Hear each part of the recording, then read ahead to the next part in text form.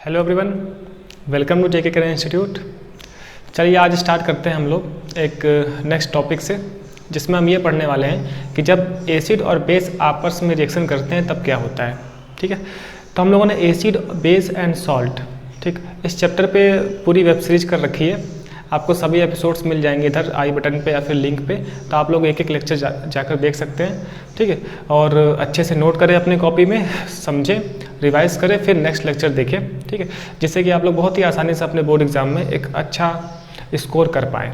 ठीक, तो जैसा कि आपको पता है कि हम पिछली क्लास में पढ़े थे कि किस तरीके से अगर एसिड हो, एसिड की रिएक्शन कार्बोनेट से हो, मेटल कार्बोनेट या फिर मेटल हाइड्रोजन कार्बोनेट, है ना, तो डिफरेंट टाइप के रिएक्शंस हमने पढ़ी। ठीक, और उसे बहुत ही आसानी से हमने समझा भी। ठीक है, तो अब उसी सीरीज में हम एक नया टॉपिक देख रहे हैं, ठीक, जिसे हम क्या बोलते हैं। पिछली क्लास में मैंने आपको इसका थोड़ा बहुत आइडिया भी दिया था कि ऐसा क्या होता है। देखिए, सब कुछ इन्फॉर्मेशन है कि जब ऐसा होता है तो ये होता है। ठीक है, सारी चीज़ें इन्फॉर्मेशन बेस है, यही सारी बातें इंपॉर्टेंट है जो कि आपसे बोर्ड एग्जाम में पूछ ली जाएंगी। ठीक है, और अगर आप 11th-12th में भी साइंस साइड से पढ़ते हैं तो ये वाला पार्ट केमिस्ट्री का फिर से आपको वहाँ पर यूज़ होता है। ठीक, तो अगर हम 10th क्लास अच्छे से पढ़े रहेंगे तो हमारी 11th और 12th भी और अच्छी हो जाएगी। हाँ जी, चलिए हम बात करते हैं कि जब एसिड एंड बेसिस आपस में रिएक्ट करते हैं तब क्या होता है। ठीक है, तो बहुत ही फेमस डायलॉग है, बहुत ही इंपॉर्टेंट कॉन्सेप्ट है। ठीक, जिसे हम एक एनसीईआरटी की एक्टिविटीज़ के थ्रू समझेंगे भी। ठीक, तो पहले मैं रिएक्शन आपको समझा देता हूँ कि एक्चुअल में क्या कहानी है।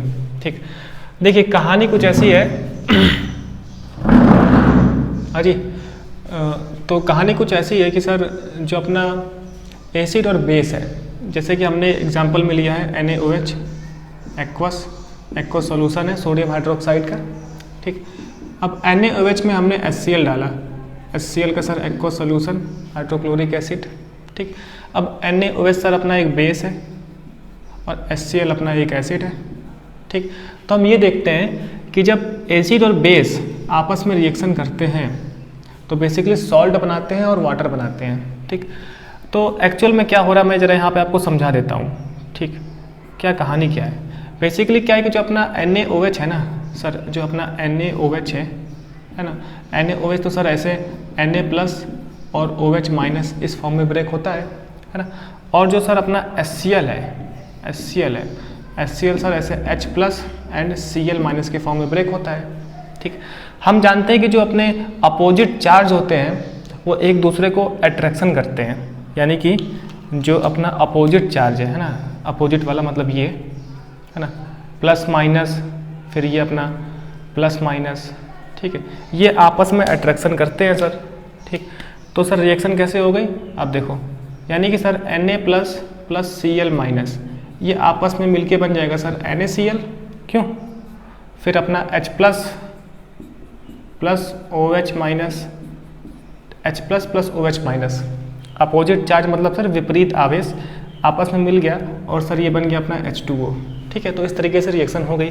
ठीक, तो सर हमने ये समझा कि जब NaOH और HCl आपस में रिएक्शन करते हैं तो ऐसे जो हम लोग के अपोजिट वाले चार्ज होते हैं, ठीक, वो आपस में कंबाइन कर जाते हैं। ठीक, और फिर मुझे NaCl और H2O मिलता है, यानी कि सर यहाँ मुझे मिल गया NaCl एक्वस वाला फॉर्म प्लस H2O मिल जाता है लिक्विड के रूप में। ठीक, तो ये रिएक्शन हुई है ना। तो मुझे क्या समझना है, मैंने ये आपको समझा दिया। ठीक है, कि इस तरीके से ब्रेकिंग होती है। ठीक, एंड फिर जो विपरीत आवेश वाले जो पार्टिकल्स हैं वो आपस में अट्रैक्शन करते हैं, आकर्षित होकर मेरे पास इस तरीके से प्रोडक्ट देते हैं, यानी कि उत्पाद देते हैं। ठीक, मैं इसे बेस बोल रहा हूँ, ये अपना एसिड है। तो एक देखिए एसिड और बेस की अभिक्रिया से एक नया यौगिक बना जिसे हम सर बोलते हैं सॉल्ट। क्या सर बोलते हैं हम लोग, सॉल्ट प्लस ये तो वाटर ही है जो मुझे दिख रहा है। ठीक है, इस तरीके से। तो यही रिएक्शन एनसीईआरटी में दी हुई है। ठीक है, जिसे अभी हम समझते भी हैं आगे चल के, जहाँ पर सोडियम हाइड्रोक्साइड, ठीक है, HCl से रिएक्शन करके मेरे पास सॉल्ट प्लस वाटर बनाता है।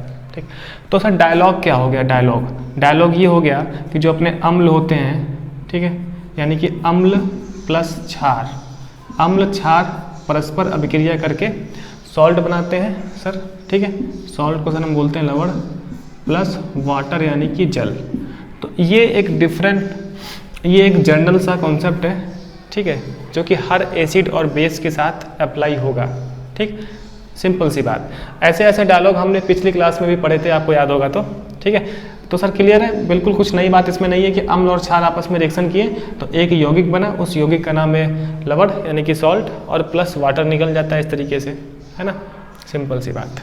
अभी आपको दिख रहा हो तो बेसिकली एसिड और बेस भी ना स्ट्रॉन्ग या फिर वीक होते हैं। तो जो NaOH है ना, ये एक अपना स्ट्रॉन्ग बेस है, यानी कि प्रबल क्षार है, प्रबल क्षार।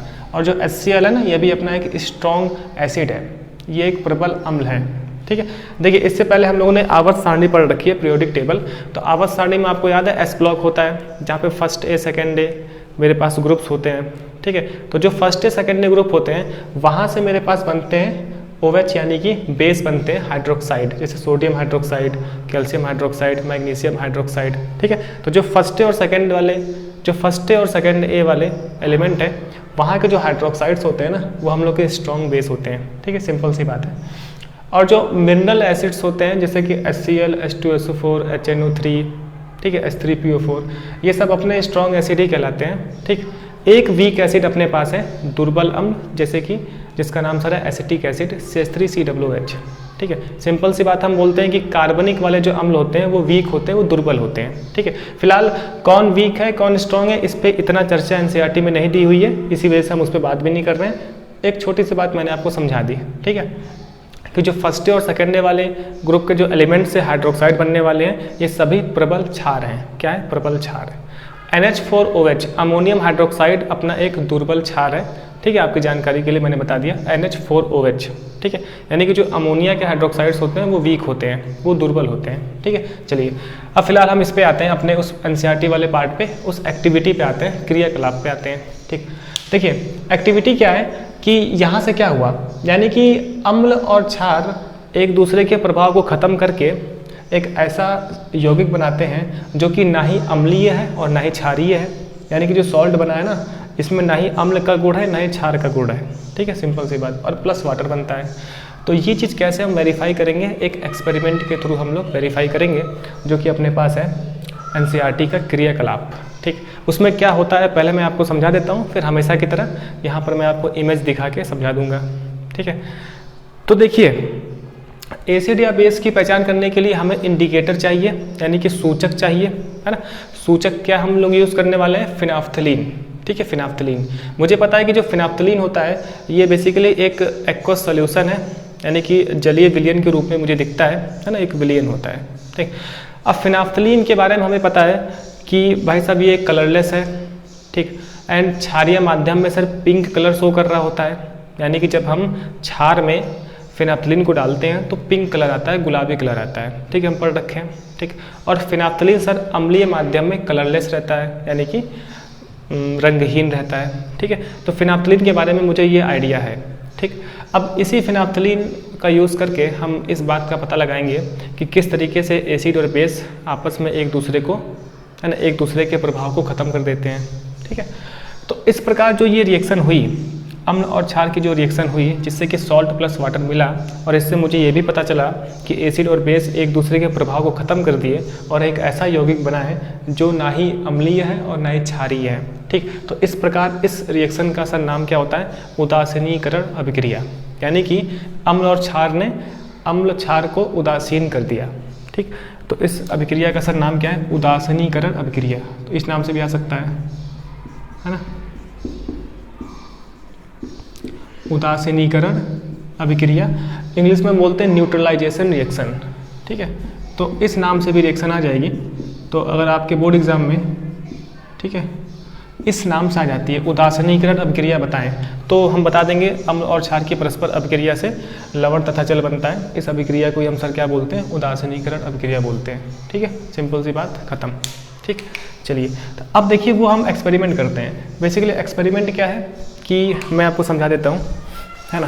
देखिए हाँ जी, यहाँ पे खड़े होता हूँ मैं, ठीक। अब देखिए NCERT में जो आपकी मैकेनिज्म क्रियाविधि है, जो आपकी क्रियाकलाप है 2.6, है ना, क्रियाकलाप 2.6 है। इस क्रियाकलाप को मैं यहाँ पर आपको शो कर दूंगा, ठीक। देखिए उद्देश्य हमारे पास क्या है? अम्ल और क्षार की परस्पर अभिक्रिया का अध्ययन करना, कि जब अम्ल और क्षार की परस्पर अभिक्रिया होती है तो क्या होता है, ये हम अभी पढ़ चुके हैं, ठीक। अब इसको हम इस एक्टिविटी से समझते हैं, ठीक। तो उद्देश्य अपना क्लियर है, ठीक है। सामग्री क्या है, सामग्री के तौर पे हम वही यूज़ करते हैं, परख नली, टेस्ट ट्यूब लेंगे, ठीक। फिर सोडियम हाइड्रोक्साइड का सॉल्यूशन, फिर हाइड्रोक्लोरिक एसिड का सॉल्यूशन है, और मेरे पास सर क्या है, फिनाप्थलीन सूचक है, जिसका हम यूज़ करके ही पता लगा पाएंगे कि किस तरीके से अम्ल ने क्षार की अभिक्रिया को, अम्ल ने क्षार के प्रभाव को ख़त्म किया है, ठीक है। सिंपल सी बात है। अब देखिए सर क्रियाविधि, क्रियाविधि आपको दिख रही होगी, ठीक है। तो वही सिंपल सी बात है, मैं आपको समझा रहा हूँ कि परख नली में ना लिखा है ना 2 ml NaOH का घोल लेते हैं तथा इसमें 1 या 2 बूंद फिनाप्थलीन विलयन डालते हैं तथा प्रेक्षित करते हैं कि विलयन के रंग का क्या होता है, ठीक है। फिर इस विलयन के अंदर 1-2 बूंद करके HCl विलयन मिलाते हैं तथा विलयन के रंग में हुए परिवर्तन को देखते हैं, ठीक। अब उपयुक्त विलयन में पुनः NaOH की कुछ बूंदें मिलाकर प्रेक्षण करते हैं, ठीक है। सिंपल सी बात है। चलिए मैं आपको समझा रहा हूँ। तो क्या बोल रहा है कि 2 ml, ठीक है ना, 2 ml यूज हुआ है। तो सर 2 ml NaOH का सॉल्यूशन, तो हमने NaOH का सॉल्यूशन लिया, ठीक है, 2 ml। अब इसमें हम लोग क्या करते हैं, कुछ बूंदें फिनाप्थलीन की डालते हैं। अब NaOH मुझे पता है कि सर ये क्षार होता है।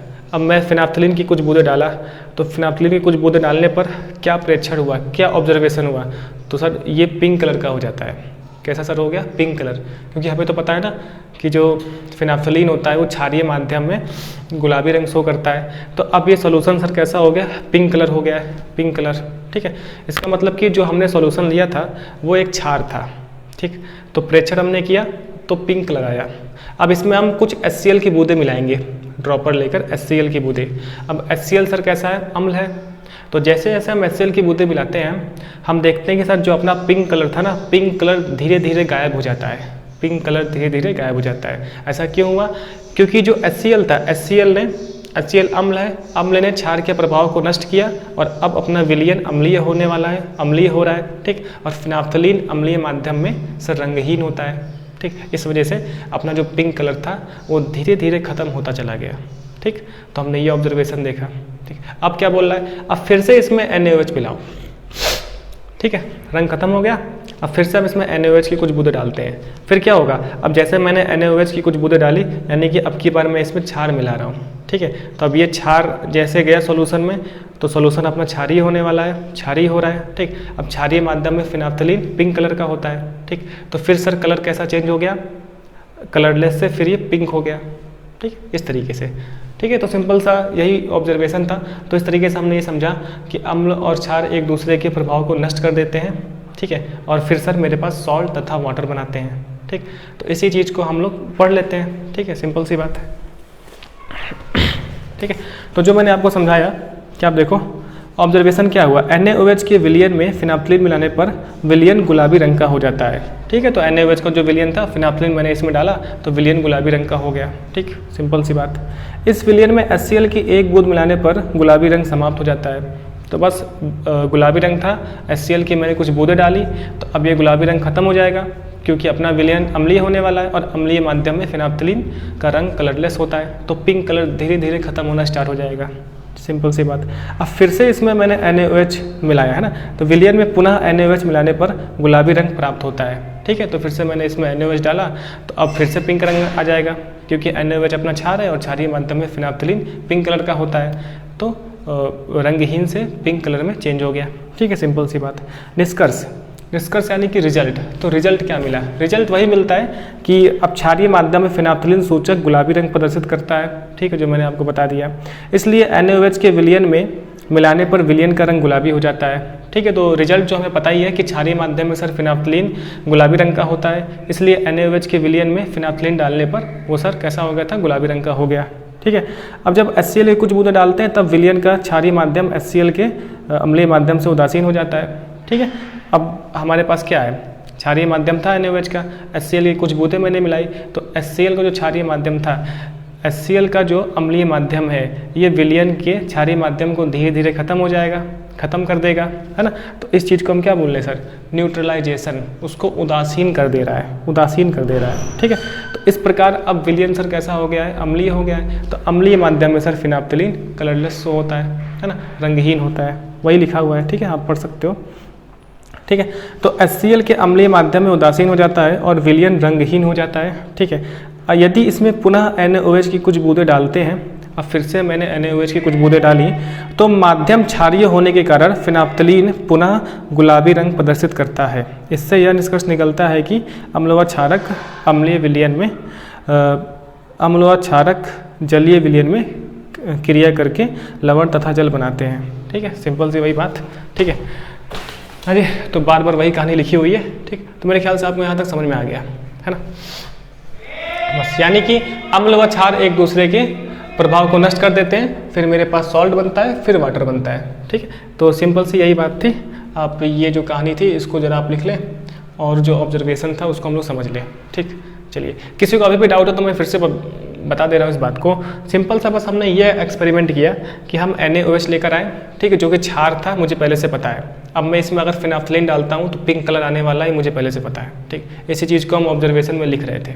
ठीक, और जो फिनाफ्थलीन होता है अम्लीय माध्यम में रंगहीन होता है, ये भी हमें पता है। तो हम जब NaOH लेकर आए, फिनाफ्थलीन डाला, ठीक है, तो रंग पिंक कलर हो गया, जाहिर सी बात है। फिर मैंने HCl डाला तो रंग ख़त्म हो गया, जाहिर सी बात है। ठीक, फिर मैंने इसमें NaOH डाला तो अब की बार फिर से पिंक कलर आ गया। ठीक है, तो इन्हीं सभी बातों को घुमा फिरा के दी हुई है। और हमारा मेन मकसद क्या था कि जब अम्ल और क्षार की अभिक्रिया होती है तो क्या बनता है, तो सर सॉल्ट बनता है, वाटर बनता है। ठीक है, कहानी खत्म। और इस अभिक्रिया को हम लोग उदासीनीकरण अभिक्रिया भी बोलते हैं। ठीक है, तो मैं यहाँ पर आपको वो डेफिनेशन दिखा दे रहा हूँ। ठीक है, जो डेफिनेशन आपको लिखनी है एक उदासीनीकरण अभिक्रिया की। ठीक है, तो यहाँ तक क्लियर है। चलिए, तो अब इसमें कुछ नई बात नहीं है, इतना अगर अपने कॉन्सेप्ट से आता है तो आप बोर्ड एग्जाम में आसानी से लिख सकते हो।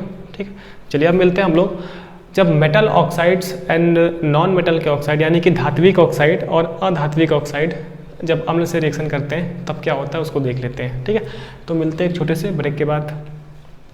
ठीक है, तो चलिए अब हम बात कर लेते हैं सर कि जब अपने मेटल के ऑक्साइड यानी कि जो धातु के ऑक्साइड हैं वो जब अम्ल के साथ अभिक्रिया करते हैं तब क्या होता है। ठीक है, और यहाँ से हम एक बात और भी सीखेंगे, एक नई बात। देखिए, होता क्या है कि मेरे पास एक तो धातु होता है और एक अधातु होता है, एक मेटल एक नॉन मेटल। ठीक है, तो धातु या फिर अधातु अगर ऑक्सीजन से रिएक्शन करता है तो उसके ऑक्साइड बनते हैं। ठीक है, ये बात हम पता है, मुझे पता है, ये बात मैंने आपको आवर्त सारणी यानी कि पीरियोडिक टेबल में भी बताई थी। ठीक, तो जब धातु ऑक्सीजन से रिएक्शन किया तो धातु का ऑक्साइड बना, और जब अधातु ऑक्सीजन से रिएक्शन किया तो अधातु का ऑक्साइड बना। ठीक है, तो मुझे ये पढ़ना है कि सर जो धातु के ऑक्साइड है यानी कि जो धातु ऑक्साइड है, धातु का ऑक्साइड है, ये अम्लों से अभिक्रिया करता है तो क्या होता है। ठीक है, इसके बारे में तो सिंपल सा एक डायलॉग है जो मैं आपको समझाता हूँ। ठीक, देखिए जरा, ये भी एक इन्फॉर्मेशन है जो कि अपने बोर्ड एग्जाम में पूछी जा सकती है। तो धातु ऑक्साइड है ना, या फिर हम बोल सकते हैं धात्विक ऑक्साइड। तो जो धातु का ऑक्साइड है उसकी रिएक्शन हमेशा अम्ल के साथ होती है। किसके साथ? अम्ल के साथ होती है। तो सर क्या बनता है? बनता है सर वही अपना लवण प्लस जल, लवण प्लस जल। ठीक, इसका मतलब क्या है? इसका मतलब सर धातु का ऑक्साइड क्षारकीय प्रवृत्ति का होता है, यानी कि सर ये क्षारकीय प्रकृति का है। ठीक है, तभी तो क्षार और अम्ल मिलकर लवण तथा जल बनाते हैं, सिंपल सी बात। ठीक, तो ये बात इंपॉर्टेंट है कि सर धातु का ऑक्साइड क्षारकीय प्रकृति का है, या फिर हम बोल सकते हैं सर क्षारीय प्रकृति का होता है। ठीक, ये चीज़। अच्छा, तो इसका मतलब सर मुझे ये पता चला अब कि अगर अधातु का ऑक्साइड होगा, यानी कि अधातु ऑक्साइड,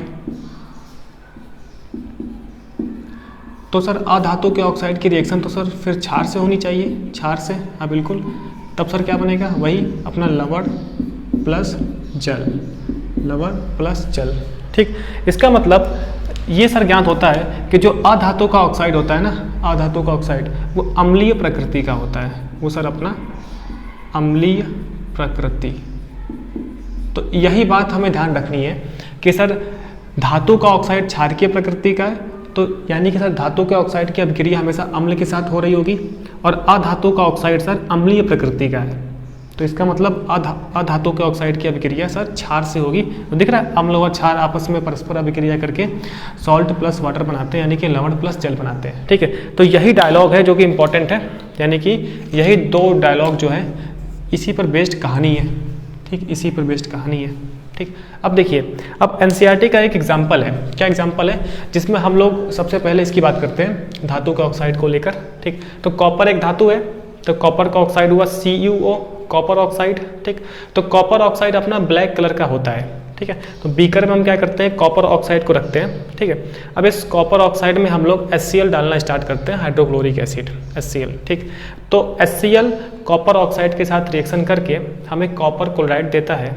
ठीक है, और फिर मेरे पास वाटर निकल जाता है। ठीक, तो हम एक्सपेरिमेंट में क्या देखते हैं कि जो ब्लैक रंग का, जो काले रंग का कॉपर ऑक्साइड था, जब मैंने इसमें HCl डाला तो ये ब्लैक कलर धीरे धीरे खत्म हो जाता है और ये अपने पास, है ना, ब्लू ग्रीन कलर में कन्वर्ट होने लगता है। ठीक है, नीले हरे रंग में। ठीक, तो ये रिएक्शन होती है। सर क्या देखा हमने कि कॉपर ऑक्साइड में, जो कॉपर ऑक्साइड ब्लैक कलर का था, हमने इसमें HCl डालना स्टार्ट किया तो ये ब्लैक कलर किस में कन्वर्ट होने लगता है, ब्लू ग्रीन कलर में, यानी कि नीले हरे रंग में। ठीक, क्या हुई रिएक्शन, कॉपर ऑक्साइड की रिएक्शन HCl के साथ हुई तो कॉपर क्लोराइड बना। इस कॉपर क्लोराइड की वजह से ही जो अपना विलयन था वो सर नीले हरे रंग का हो जाता है। ठीक, तो ये एक्सपेरिमेंट है, NCERT की एक्टिविटी है। हम पहले रिएक्शन समझ लेते हैं, उसके बाद मैं आपको इसे समझा दूंगा। ठीक है, मैं आपको समझा दूंगा अभी वो दिखा के डायग्राम। ठीक, तो क्या हुई रिएक्शन, मैं यहीं पर रिएक्शन लिख देता हूँ। होता क्या है कि जो अपना कॉपर ऑक्साइड है CuO, क्या बोलते हैं सर हम, कॉपर ऑक्साइड, तो सॉलिड के फॉर्म में है प्लस। ठीक, क्या सर रिएक्शन हुई, इसमें हमने HCl डालना स्टार्ट किया तो एक्वा सॉल्यूशन ऑफ HCl। ठीक है, तो बनता है sir copper chloride CuCl2 plus H2O, CuCl2 aqueous वाला फॉर्म, H2O लिक्विड वाला फॉर्म। ठीक है, कॉपर क्लोराइड ऐसे। अब आप देखो ये एक बैलेंस केमिकल इक्वेशन होनी चाहिए, तो मैं 2 से मल्टीप्लाई कर दूँ, 2 हाइड्रोजन के एटम और ऑक्सीजन के सर 1, क्लोरीन 2, कॉपर 1। ठीक है, समझ में आता है बात ये। तो ये रिएक्शन होती है कि जब कॉपर ऑक्साइड को हम ये भी लिखते हैं, देखिए आप जरा, कॉपर सेकेंड ऑक्साइड, ये सर क्या है, इस सेकेंड का मतलब है कि कॉपर पे +2 चार्ज है, Cu2 प्लस। ठीक है, Cu2 प्लस, है ना, ऐसे तभी नाम लिखा है कॉपर सेकेंड ऑक्साइड CuO का, या फिर सिंपली हम लोग कॉपर ऑक्साइड भी बोल सकते हैं। वैसे ही सर यहाँ पर कॉपर क्लोराइड, तो इसे हम बोलते हैं सर कॉपर सेकेंड क्लोराइड। अब ये सर सेकंड किस लिए, सेकंड का मतलब ये है कि Cu पे 2+ चार्ज होता है। ठीक, तो ये रिएक्शन एक हुई, यही रिएक्शन मुझे बता रही है वो NCERT की एक्टिविटी को। ठीक है, अब ये जो अपना कॉपर क्लोराइड था ये ब्लैक रंग का था, है ना, ये सर कैसा है, ये अपना ब्लैक कलर का होता है ना, ब्लैक कलर BLS, क्या ना, ब्लैक रंग का होता है। ठीक, और जो अपना ये कॉपर क्लोराइड है, कॉपर क्लोराइड सर धीरे धीरे ये कन्वर्ट हो जाता है ब्लू ग्रीन कलर में, यानी कि नीले हरे रंग में ये कन्वर्ट हो गया, ब्लू ग्रीन, नीले हरे रंग में कन्वर्ट हो गया अपना ब्लैक कलर। ठीक, ये रिएक्शन हुई। ठीक है, तो कहानी सिंपल है, बहुत ही छोटी सी कहानी है कि मेटल का ऑक्साइड होगा तो हमेशा अम्ल के साथ रिएक्शन होगी तो सॉल्ट प्लस वाटर मिलेगा, यानी कि CuCl2 अपना सॉल्ट है प्लस वाटर मिल गया। ठीक है, ऐसा नहीं हो सकता कि धातु का ऑक्साइड है यहाँ पे क्षार लिखा हुआ है, वो गलत हो जाएगा। ठीक, अब ये देखिए अधातु का ऑक्साइड होगा तो हमेशा क्षार के साथ रिएक्शन होगी तो सॉल्ट प्लस वाटर मिलेगा।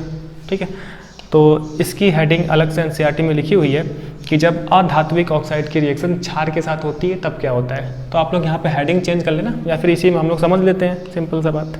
ठीक, तो आपको याद होगा अभी हमने पिछले जन्म में, यानी कि इससे पहले जो हमने पढ़ा था, तो याद आपको कैल्शियम हाइड्रोक्साइड CaOH का होल ट्वाइस, कैल्शियम हाइड्रोक्साइड जो कि एक्वस के फॉर्म में है, इसे हम लोग क्या बोलते हैं सर, चूने का पानी यानी लाइम वाटर।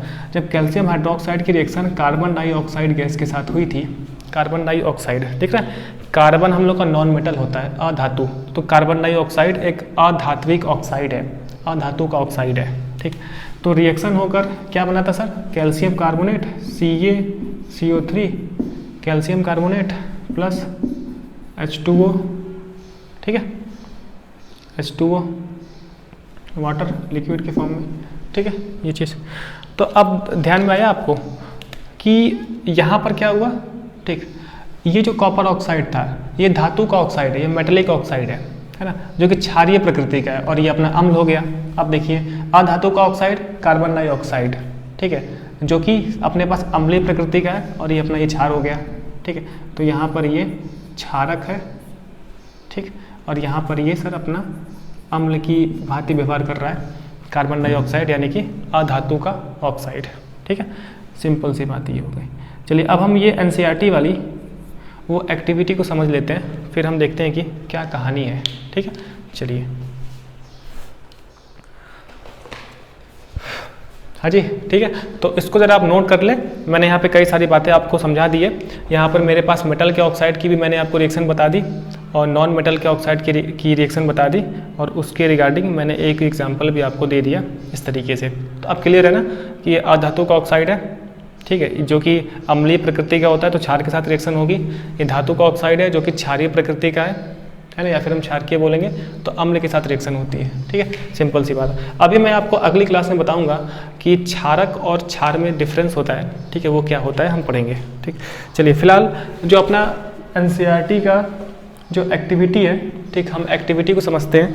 तो आप देखिए क्रियाकलाप 2.7 पे आते हैं हम लोग। क्रियाकलाप 2.7 आपको दिख रहा होगा। ठीक है, यहाँ पर मैं रहता हूँ। अब देखिए यहाँ पर क्या बात है, उद्देश्य क्या है, धात्विक ऑक्साइड व अम्ल की अभिक्रिया का परस्पर अध्ययन करना है कि धात्विक ऑक्साइड और अम्ल की परस्पर अभिक्रिया होती है तो क्या होता है वो हमने समझ लिया। अब उसको हम देखते हैं। सामग्री में क्या है, beaker copper oxide hydrochloric acid. तो बीकर लेना है, कॉपर ऑक्साइड हाइड्रोक्लोरिक एसिड, समझ में आता है। क्रिया विधि क्या है, देखिए एक बीकर में कॉपर ऑक्साइड की थोड़ी सी मात्रा लेकर उसमें धीरे धीरे HCl को मिलाते हैं और हिलाते हैं। ठीक है, तो बीकर में हम लोग कॉपर ऑक्साइड लेकर HCl मिलाएंगे और उसको हम लोग सेक करेंगे। विलयन के रंग में प्रेक्षित करते हैं। तो विलयन के रंग में क्या चेंज हुआ उसको हमें उसका ऑब्जर्वेशन करना है। तो क्या चेंज होता है हमने देख लिया कि ब्लैक रंग से वो ब्लू ग्रीन कलर में कन्वर्ट होता है। ठीक, ऑब्जर्वेशन क्या आया, आप देख रहे हैं ऑब्जर्वेशन कि विलयन का रंग नीला हरा हो जाता है तथा कॉपर ऑक्साइड घुल जाता है। यानी कि HCl में कॉपर ऑक्साइड मिल गया, अब विलयन का रंग काले से नीला हरा हो गया। ये क्वेश्चन आ सकता है कि नीला हरा किसकी वजह से हुआ, तो सर कॉपर क्लोराइड CuCl2 की वजह से हुआ।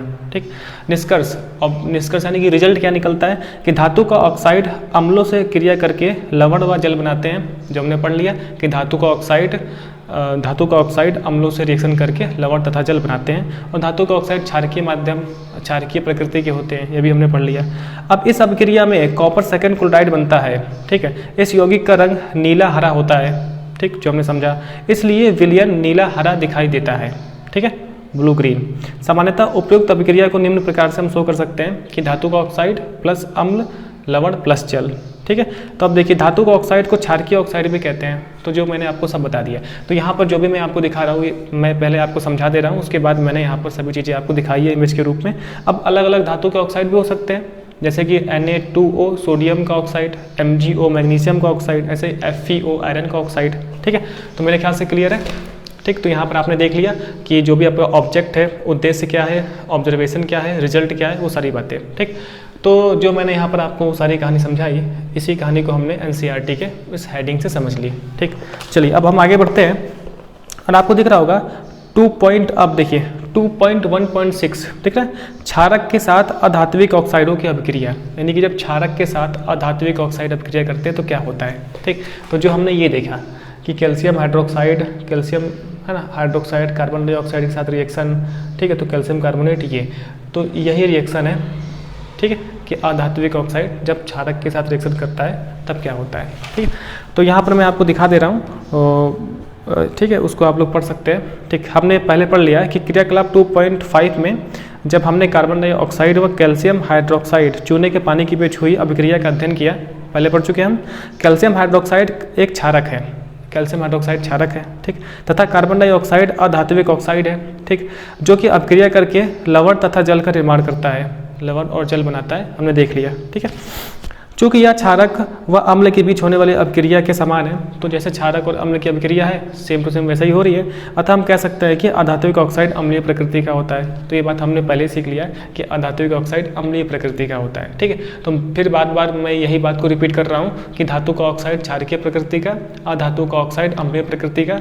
इसी बात पर ही जोर देकर ये भी एक अम्ल और क्षार की अभिक्रिया के समान है। ठीक है, और सिमिलर सा वही कॉन्सेप्ट है। ठीक, समझ में आती है बात। ठीक, चलिए कुछ एक्स्ट्रा शॉर्ट की बात करते हैं हम लोग। आपको दिख रहा होगा अभी एक्स्ट्रा शॉर्ट। ठीक, क्या एक्स्ट्रा शॉर्ट है, कोई भी तत्व ऑक्सीजन के साथ क्रिया करके ऑक्साइड बनाता है। सिंपल सी बात जो मैंने आपको बता दी। ठीक। जैसे Na2O सोडियम का ऑक्साइड, कार्बन डाइऑक्साइड कार्बन का ऑक्साइड, MgO है मैग्नीशियम का ऑक्साइड है ना, P2O5 फास्फोरस का ऑक्साइड है, ठीक है। SO2 क्या है, सल्फर डाइऑक्साइड, तो सल्फर फास्फोरस सब नॉन मेटल है, ठीक है। धातुओं के ऑक्साइडों को धात्विक ऑक्साइड भी कहते हैं, तो धातुओं के ऑक्साइड बना तो धात्विक ऑक्साइड कहते हैं। जैसे Na2O, CaO, MgO, ये सब धातु का ऑक्साइड है, ये क्षारकीय प्रकृति के होते हैं, है ना, बार बार वही बातें।